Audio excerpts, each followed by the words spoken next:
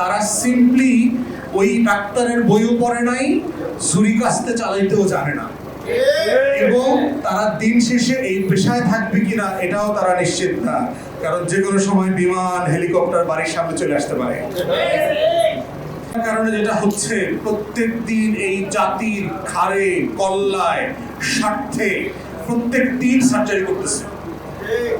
এই নাপিত সংবিধান বিশেষজ্ঞরা প্রত্যেক দিন গুম প্রতিরোধ আইন বাতিল করে দিচ্ছে, মানবাধিকার কমিশনের আইন বাতিল করে দিচ্ছে, জুলাই জাদুঘরের অধ্যাদেশ বাতিল করে দিচ্ছে, এনটিএমসিএল কে রেসপন্সিবল করা, লায়াবল করা, অ্যাকাউন্টেবল করবার আইন বাতিল করে দিচ্ছে, ব্যাংক রেগুলেশন অ্যাক্ট বাতিল করে দিচ্ছে, সুপ্রিম কোর্টের আইনজীবী অ্যাপয়েন্টমেন্ট, সচিবালয় রিলেটেড অধ্যাদেশ বাতিল করে দিচ্ছে।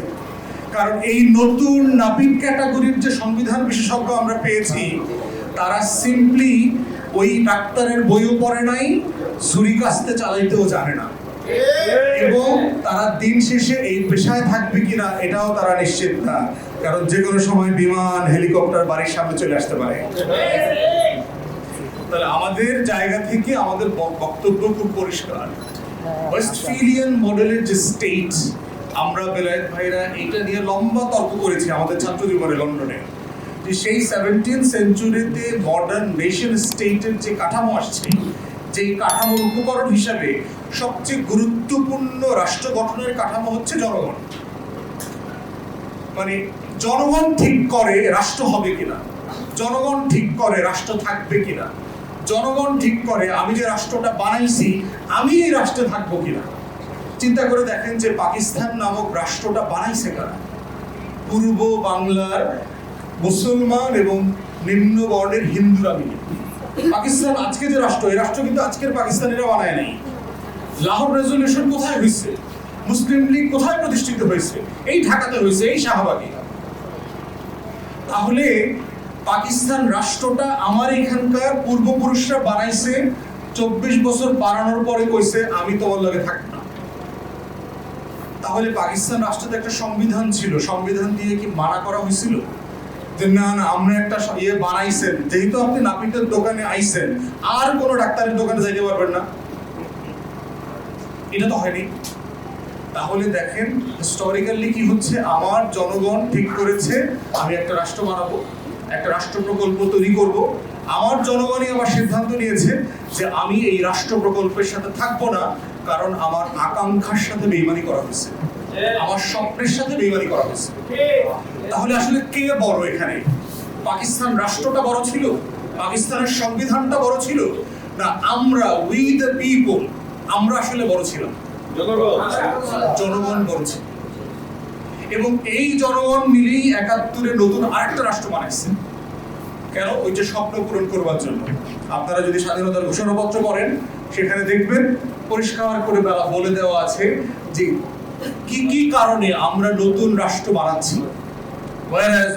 যেহেতু এই ওয়াদাগুলো খেলাফ হয়েছে, পাকিস্তান রাষ্ট্র আমাদের সাথে ওয়াদা পূরণ করে নাই, নির্বাচিত সরকারের কাছে ক্ষমতা দেয় নাই, গণতন্ত্র ধ্বংস করছে, সংবিধান দেয় নাই, সবকিছু মিলায় সেহেতু আমরা নতুন করে আরেকটা রাষ্ট্র প্রস্তাব করছি, সেই রাষ্ট্রের নাম হচ্ছে বাংলাদেশ। এরপর আবার রাষ্ট্র বানাইলেন, সেই রাষ্ট্রের বিরুদ্ধে কি লড়াই করতে হয়নি? প্রতিদিন লড়াই করতে হয়নি? 71-এর যুদ্ধ ফেরত তরুণ মুক্তিযোদ্ধারা যারা ছাত্রলীগের ছিলেন এক সময়, তারা নতুন করে রাজনৈতিক দল করতে হয়নি? 72-এ ছাত্রলীগ ভেঙে 2 ভাগ হয়ে যায় নাই? এই জাসদের নেতারা কারা? তরুণ মুক্তিযোদ্ধারা সবাই। এই মুক্তিযোদ্ধাদেরকে হাজারে হাজারে আবার রক্ষী বাহিনী দিয়ে শেখ মুজিব হত্যা করে নাই?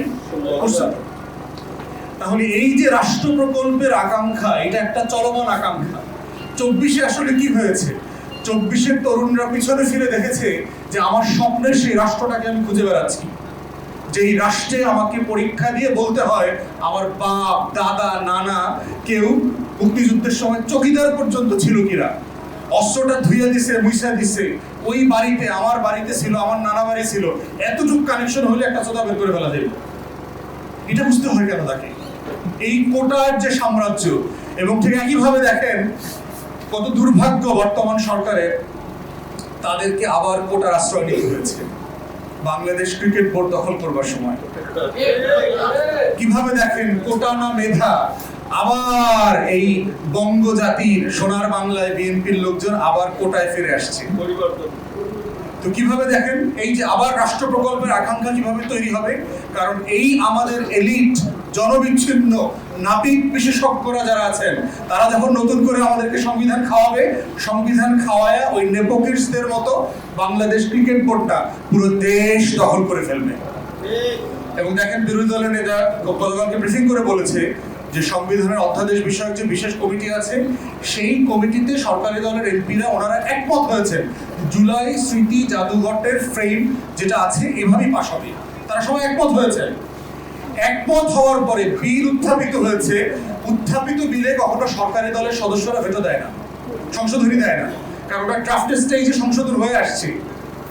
সেইখানে তারা সাম আনিসুর রহমান নামে এক বিএনপির এমপিরে দিয়ে প্রস্তাব দেওয়া ৩-৪টা সংশোধনী করে ফেলছে। মানে সংসদের আবার দেখবেন যখন এটা বিরোধী দলকে দমানোর প্রশ্ন আসে তখন সবাই স্পিকার সাহেব থেকে শুরু করে চিফ হুইপ সবাই বলে না সংসদের কাস্টম আছে, সংসদের এটিকেট আছে, সংসদের এই কনভেনশন আছে, সংসদের এই রুলস অফ বিজনেসের বাইরে আমরা যেতে পারি না। এই সব বোগাস নাপিত বিশেষজ্ঞরা তখন সংবিধান বুঝাবে।